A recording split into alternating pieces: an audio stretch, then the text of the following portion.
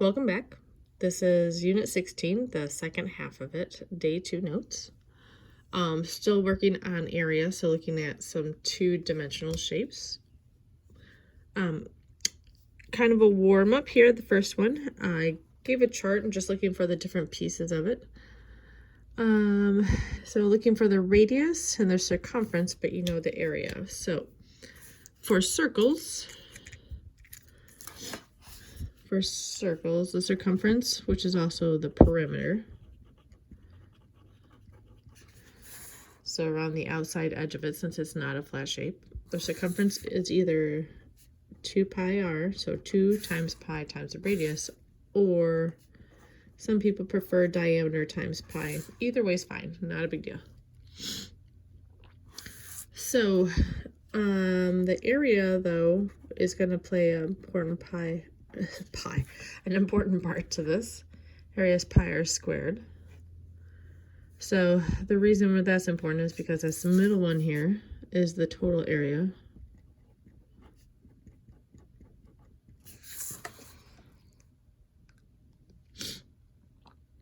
And so if this is the total area, we want to work backwards and solve for the radius. So I'm going to divide here by pi. Let's see, grab my calculator. What do we got? 78.54 divided by the pi button's over here on the caret key, so blue button and then press pi. It will put it in there for you. The calculator knows the number for pi. And we get very, very close to 25. So 0.0000, we're just going to call it 25, equals r squared.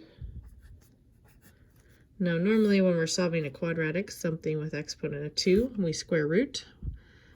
We would get plus and minus solutions, but because the radius is a distance, and we always measure distance as a positive, we're only going to consider the positive 5. Just a little review about solving with roots. We always get positive and negative solutions, but with the radius being a distance, we only need the positive. All right, so we got 5 millimeters for the radius. The circumference. So I'm going to have the radius. So it's 2 times pi times 5. So I could say the circumference is either 10 pi, which would be the exact answer.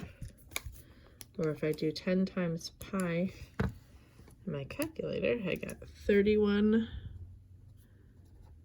I'm going to do 2 decimals like the one above it, 31.42.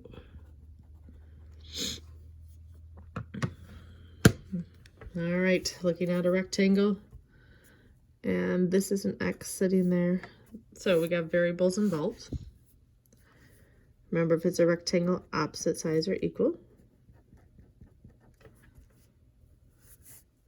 My perimeter is going to be 2 times one of the directions, or you really could just add them up, and that's fine too. So if you want to add up all your x's right away, you could just go around the shape and add everything up. Whatever.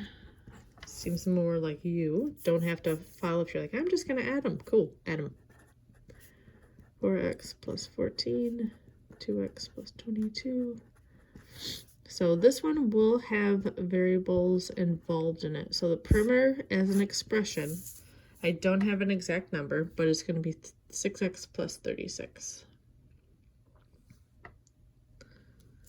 Now doing the area, which is length times width,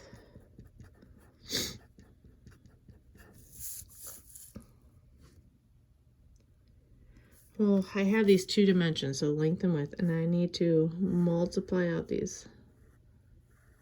So 2x times both of those, 2x squared, 2x times 11 is 22x, 7x, and 77.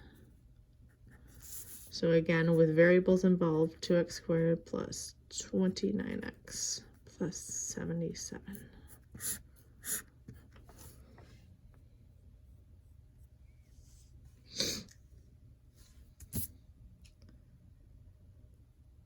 All right, so variables involved sometimes they're numbers. We're going to work on doing areas of equilateral triangles, just show you a couple different things. Now remember, for a triangle, the area is base times height divided by 2, or some people prefer 1/2 base times height. Either way is fine. So, right triangle trick. Now, again, if you have an option to do either one, you pick which one you want. I'm just going to show you both. This is my height here, so it's going to make a right angle. And I don't know how much it is. And doing right triangle trick, which means I have sine, cosine, and tangent.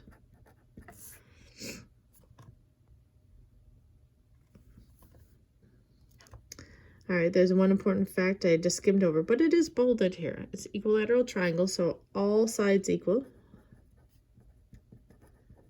All sides are congruent, and in an equilateral triangle, all angles are also congruent, which means 180 divided by 3 makes them, every one of them, 60. So this one is 60. It's split up equally, so we get 30 and 30. And there is where the trig starts coming in. I have this angle here. This is opposite. This is my adjacent and my hypotenuse. Right now the opposite is blank. I have the adjacent and the hypotenuse. I know, too many H's here. I have H for the capital H for the hypotenuse. I'm going to put an X here on my height. Okay, so I have adjacent and hypotenuse, which means I have cosine. So I have cosine 30 is equal to x over 6. Set up to cross multiply. I get x equals 6 times the cosine of 30. Calculators should all be set up if you haven't switched anything. Degree mode, which is great. 6 times cosine 30. Okay, so I got about 5.2. So the height, this is my height, about 5.2, which is good because it should be less than 6. The hypotenuse is always the biggest side. So the triangle height is about 5.2 approximately. So I have that. Now, the other thing is the height always connects to the base. So I need to know about how long this is. Sometimes it's exact, sometimes it's approximate. So I need to know how much this adjacent side is. I'm going to call this a y, just so I don't mix and match my letters. When I find this, though, it's only going to be half of my triangle. So once I know this side, the other side's exactly the same, so I'll just move that number over. But now with my 30, I have to figure out my opposite, and I'm still going to use my hypotenuse because it was given. So I have O and H. So I know I have a sine of 30 to do. That's y over 6.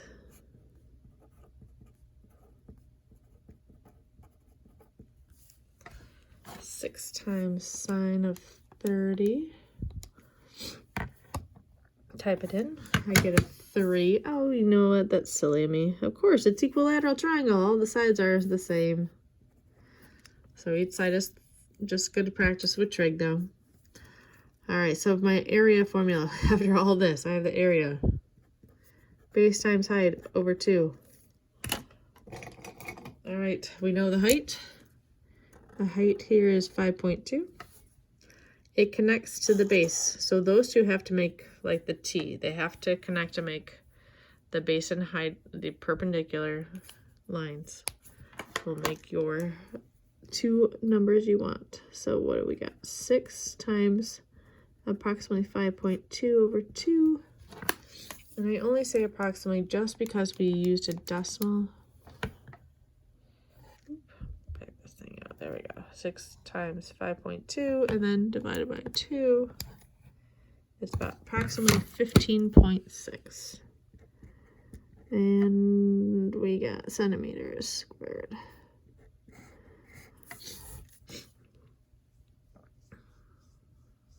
Now, the other version is still area, so we're still trying to find the same thing. But knowing Just as a reminder, all sides are 6. And when the height comes down here, it makes a right angle, splits it up equally, so those two are equal at 3 and 3. Instead of doing right triangle trig, you are welcome to figure out the height with Pythagorean theorem. You ignore half of it and start doing x squared plus 3 squared is equal to 6 squared. Squared plus 9 equals 36.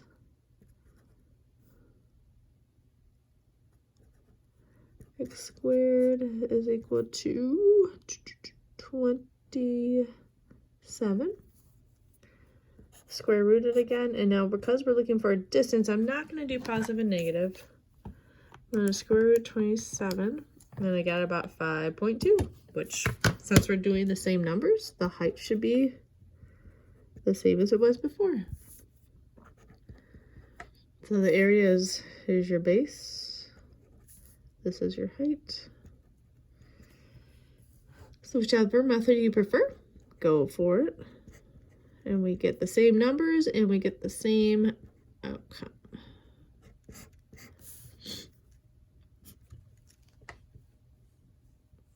All right, so some of these you'll have Pythagorean theorem, some of them you'll have right triangle trig. Either way, you can get the area from that.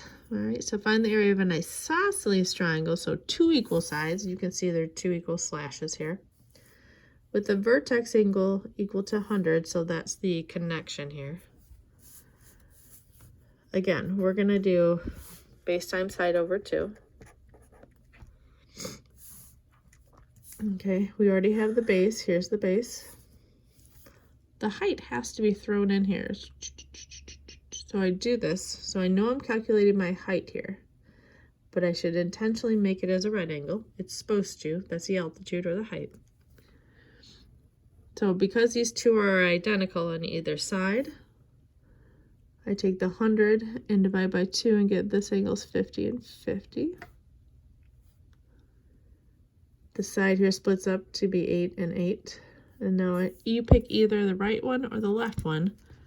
I cannot do Pythagorean theorem on this one because I only have one side value, but I do have this as a 50. So I can do right triangle trig. I have opposite and adjacent, hypotenuse. My hypotenuse is nothing. So I use O and A. My tangent of 50 is equal to 8 over x.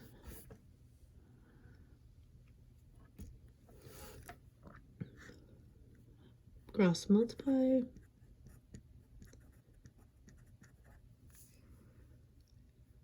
Divide by the tangent of 50. The whole thing sits together. You're going to type that whole thing into your calculator.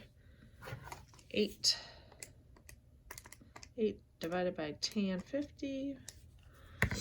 And we get approximately 6.7 for the height. All right, so now I have my base. I have my height. I plug them in and go with my, where did we get 16 calculations? 6.7 over 2.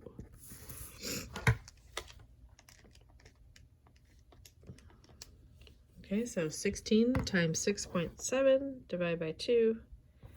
I get approximately, and again, because I'm using a decimal, I rounded it off, centimeters squared.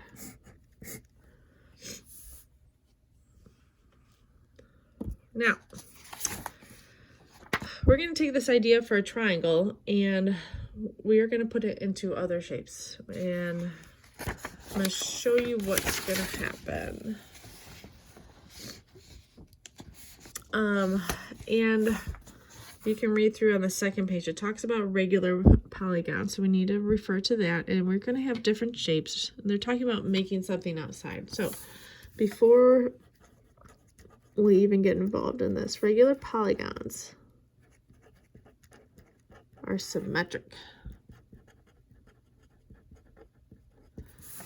You're symmetric, everything about them. So we've already seen some regular polygons with triangles and quadrilaterals. But in reality, besides them being symmetric, it means all sides congruent and all angles congruent.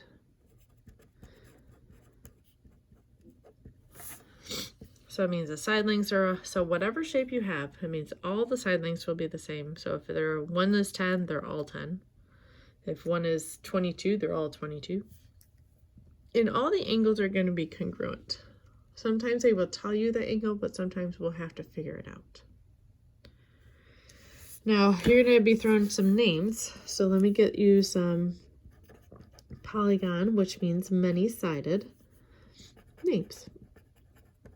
Okay, these are the general names, not very specific, but the general names.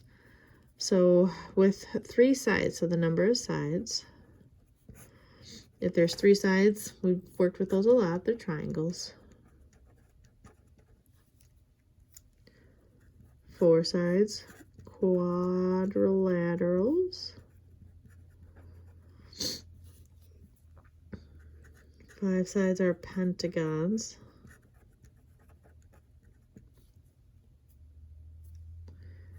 6 sides are hexagons. 7 are heptagons, H-E-P-T-A. 8 are octagon. 9 are nonagon.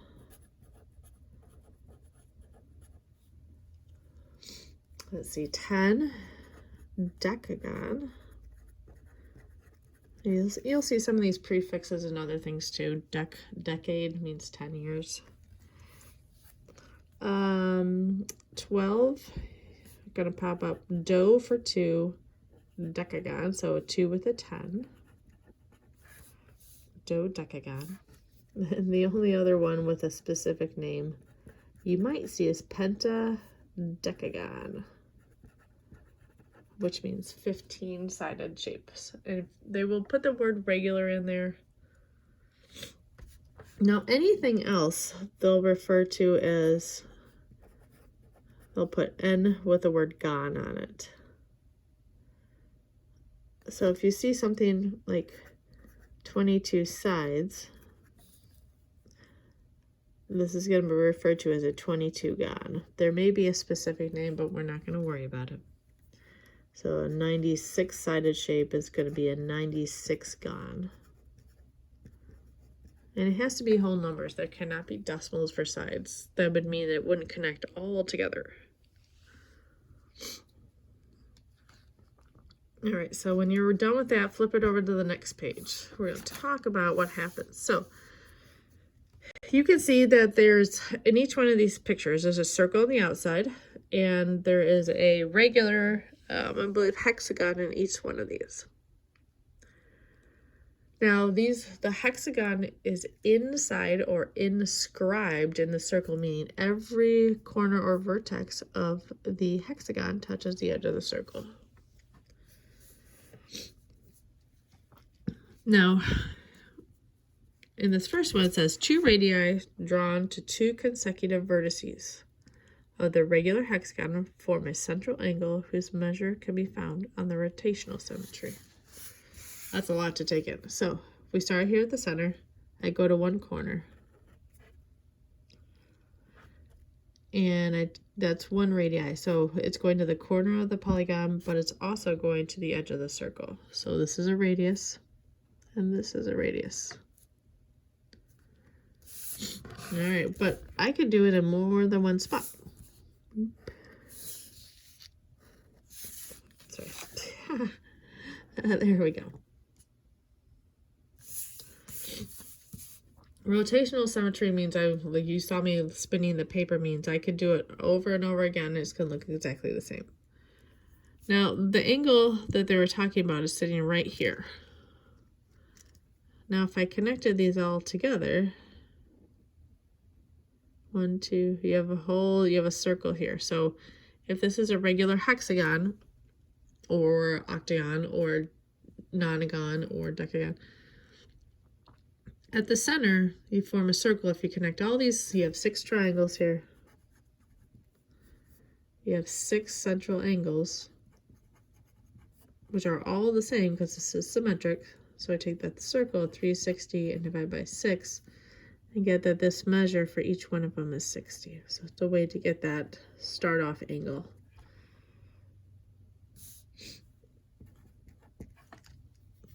Now the second one, we're kind of taking the same picture we had above. So the hexagon can be decomposed or broken up into 6 congruent isosceles triangles. So same picture we had here, but instead of worrying about the angle measure, I'm focused on the sides.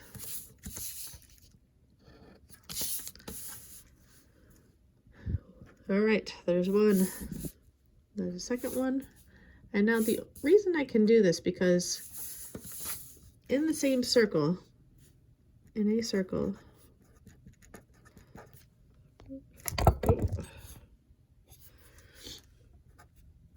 all the radii are congruent.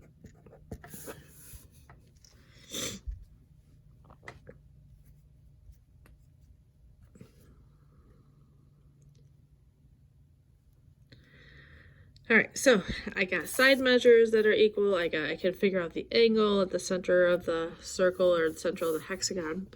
Now the length in the third one, the length of the altitudes of these, each of these 6 congruent triangles, the altitude drawn from the vertex which is located at the center of the circle, can be found using trig.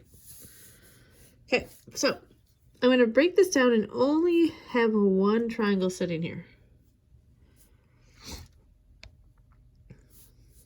Now I know these are equal, and it doesn't have a sitting in here yet, but it's talking about the height of it.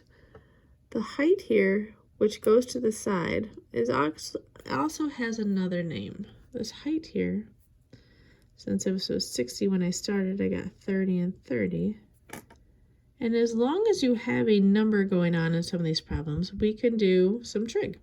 So if I have the bottom side, I can do opposite and adjacent to get the height here. But the height in this is also referred to as apothegm.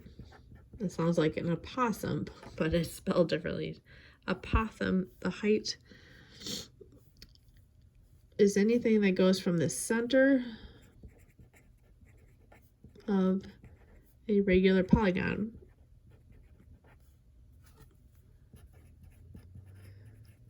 and makes a right angle on a side. So it doesn't have to be the bottom one. I could be drawing it up here to the right. And as long as it makes a right angle,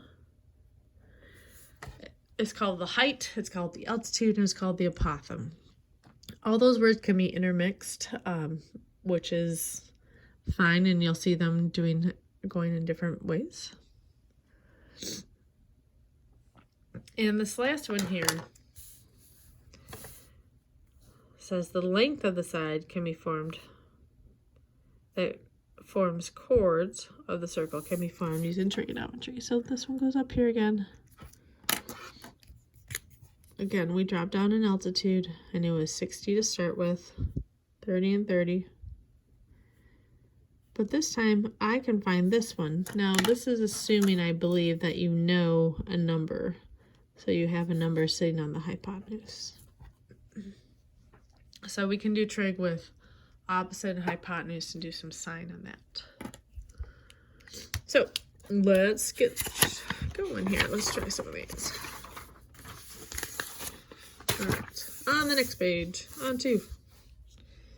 All right, so based on what we know, determine the perimeter of the hexagon of the inscribed in the circle with a radius of 2 inches. All right, so based on what we know, a radius going from the center to the edge is 2.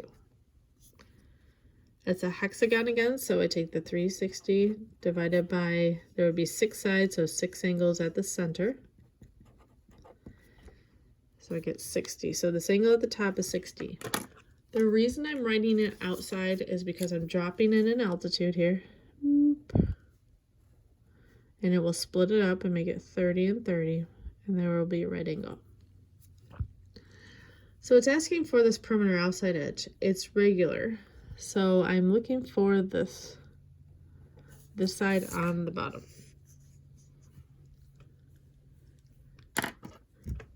So when I know this is opposite, this is hypotenuse, adjacent sitting here.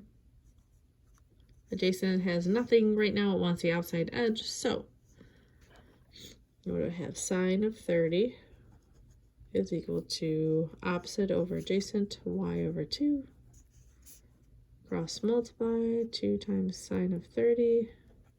Type it in. 30, and I get the value of 1. So this is 1, which automatically means this other side has a value of 1. So 1 and 1 makes 2. So every one of these sides is also 2. So for the perimeter, I add up all my sides. I have 6 sides and they're all measured 2. So they're 12 inches. And the label is up here. Now the area, so this is the area of the hexagon. What's the total for the hexagon? And there are multiple ways you can do this. First of all, we have a triangle going on.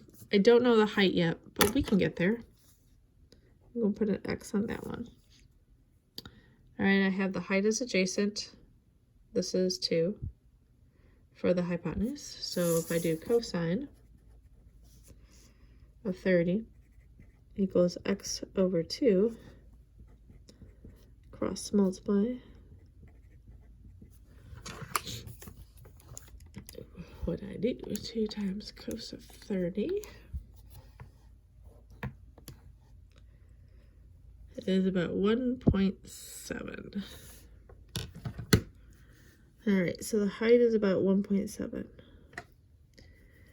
Now, if we're going to do the hexagon, we know that there are 6 triangles in it. And these are all the same. So if I do the formula for a triangle, base times height divided by 2, I can multiply that out by 6. So in starting with a small piece I know, base is 2, height or the apothem is 1.7.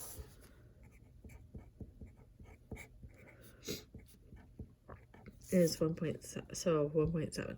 Now that's one triangle. Because this is a hexagon, there's 6 of them. So if I multiply that by 6,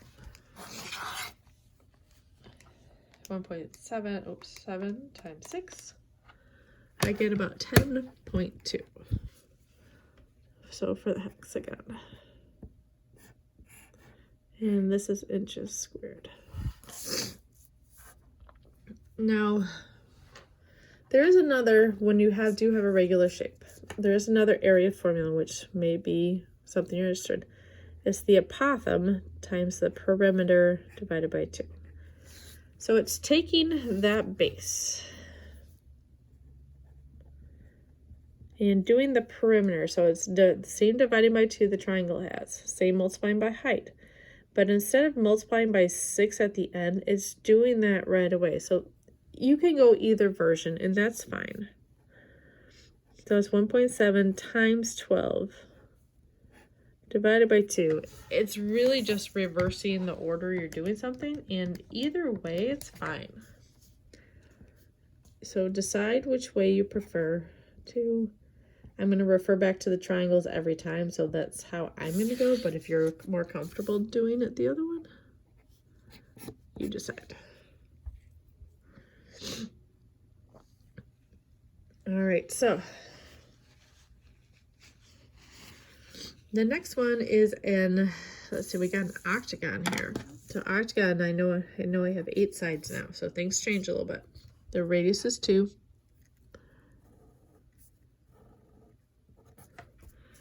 Radius is 2. So octagon, I have to take 360 and divide by 8 this time. Not always going to be divided by 6. So when I change the shape, I change the angle. 45 there. So it makes this angle 22.5.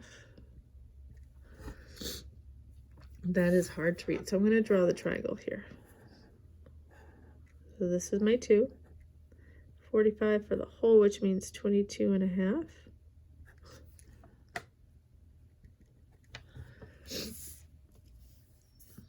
Okay, here's my bottom side, or part of it. That's going to give me my value on the bottom, the outside, to help me get my perimeter or to do the base of the triangle. O, A, and H. See, my trig comes in a lot. Equals y over 2. Sine 22.5. Times sine of 22.5. So this side now is about 0.8. So just that little piece is 0.8. I'm going to also get the adjacent side here. The adjacent side.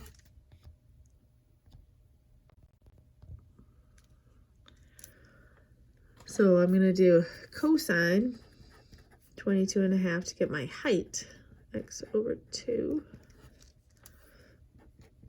2 times cosine of 22.5.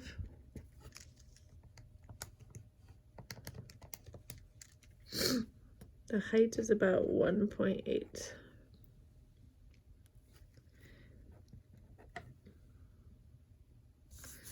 All right, so got a lot going on here. This is 0.8. This side is 0.8. So together, the whole side of the base is 1.6. The height here is 1.8. So if I'm going to do the triangle method, triangle, base times height divided by 2. Base is 1.6. The height is 1.8. Divided by 2. So 1.6 times 1.8 divided by 2, I get 1.44. But that's for one triangle. I'm going to multiply that out by 8. And I get about 11.52. If you round 11.5, I understand. Inches squared. If you did the 1/2 apothem times perimeter, you would do 1.8, or do 1.6 times 8 times 1.8 divided by 2, and you'll still get the same thing. So if you think you're comfortable with what's going on, go ahead and pause. I'm just gonna run through this one with the radius. Now we got a we got a pentagon. We got 360 divided by 5, so I believe that's 72.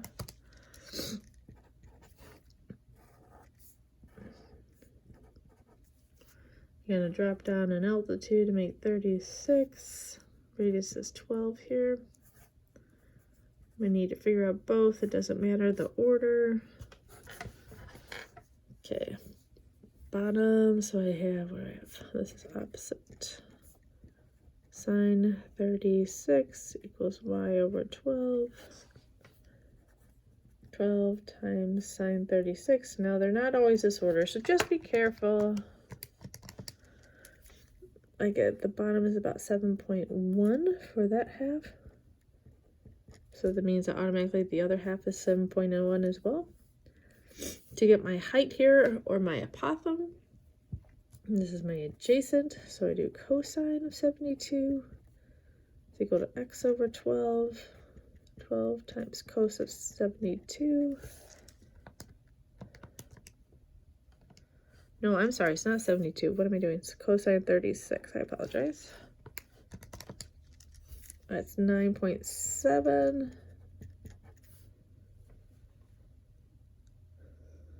All right, so the area of the polygon. So first of all, my triangle. My base is 7.1 plus 7.1, so I get 14.2 for the base. 14.2 times the height I just got at 9.7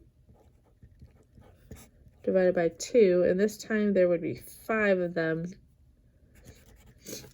So I would do 14.2 times 9.7 divided by 2. One triangle is 68.87, but I will multiply because there's 5 of those exactly the same. And the total is 344.35. And there we go. If there's questions or anything, please let me know.